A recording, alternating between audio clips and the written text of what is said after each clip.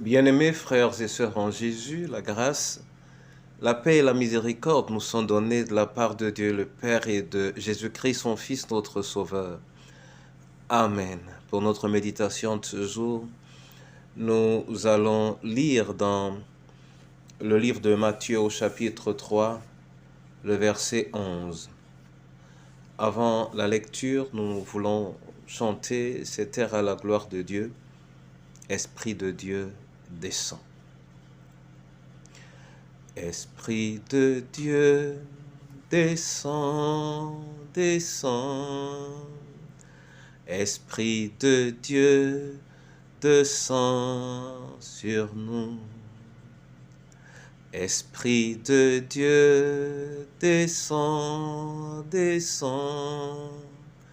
Esprit de Dieu, descend sur nous. Esprit de vie, esprit de vie, descend, descend.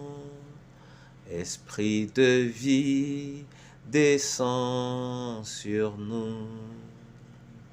Esprit de vie, descend, descend. Esprit de vie, descend sur nous. Esprit de feu, descend, descend. Esprit de feu, descend sur nous. Esprit de feu, descend, descend. Esprit de feu, descend sur nous. Sois béni et glorifié, ô notre Dieu, pour ce jour. Sois béni et glorifié pour ta disponibilité. Sois béni et glorifié pour ta parole. Donne-nous-la ce jour, au nom du Père, du Fils et du Saint-Esprit. Amen. Matthieu, chapitre 3, verset 11. Là, il est écrit: « Moi, je vous baptise d'eau pour vous amener à la repentance, mais celui qui vient après moi est plus puissant que moi, et je ne suis pas digne de porter ses souliers. Lui, il vous baptisera du Saint-Esprit et de feu. » Amen. Frères et sœurs dans le Seigneur, ce verset nous traduit les paroles de Jean-Baptiste qui fait une comparaison entre lui et Jésus et nous indique ce que Jésus est appelé à faire. Nous notons trois choses: l'eau, le Saint-Esprit et le feu.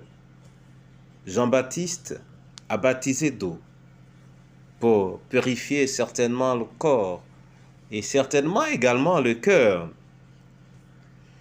Mais Jésus baptisera du Saint-Esprit et de feu pour tout autant purifier, mais purifier le cœur et l'esprit, purifier l'âme elle-même. Et c'est cela l'importance de ces deux derniers éléments. Le Saint-Esprit, quand il rentre en nous, il fait de nous quelque chose d'autre. Et nous devenons, entre les mains de Dieu, un instrument. Nous devenons, entre les mains de Dieu, un vase. Le Saint-Esprit fait donc de nous un vase d'honneur. À regarder les exemples de plusieurs d'entre ceux qui nous ont précédés, nous pouvons nous en rendre compte. Lorsque Samuel parle à Saül de la venue du Saint-Esprit, il lui dit: il prophétisera.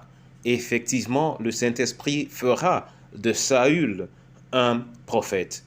Lorsque nous considérons l'autre Saül dans le Nouveau Testament, et que l'Esprit du Seigneur est venu sur lui, l'Esprit du Seigneur l'a transformé.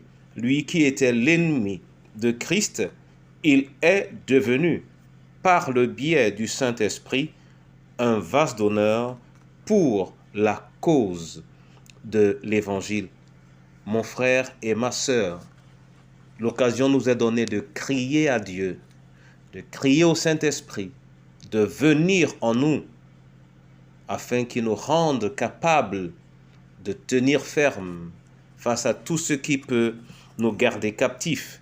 Et quel que soit, par exemple, le péché, quelle que soit la frayeur qui pourrait nous empêcher de servir véritablement l'Éternel, le Saint-Esprit est suffisant. Qu'il soit béni au nom du Père, du Fils et du Saint-Esprit. Amen. Seigneur, je te rends grâce en toute reconnaissance et j'écris vers toi. Ouvre ce jour les écluses des cieux et fais descendre ton esprit, afin qu'il assujettisse chacun d'entre nous et fasse de nous de véritables vases d'honneur pour ta gloire. Entre tes mains, Seigneur, tous ceux qui sont en difficulté, entre tes mains les abandonnés, les esselés, entre tes mains les malades, entre tes mains les veuves et orphelins, entre tes mains chacune de nos familles, et entre tes mains de manière particulière, Seigneur, ton Église. Fais descendre ton esprit et que ton esprit en soit le maître au nom de Jésus de Nazareth, afin que ton peuple puisse s'abreuver au cours d'eau que tu as creusé par ta propre autorité en Jésus notre Sauveur. Amen.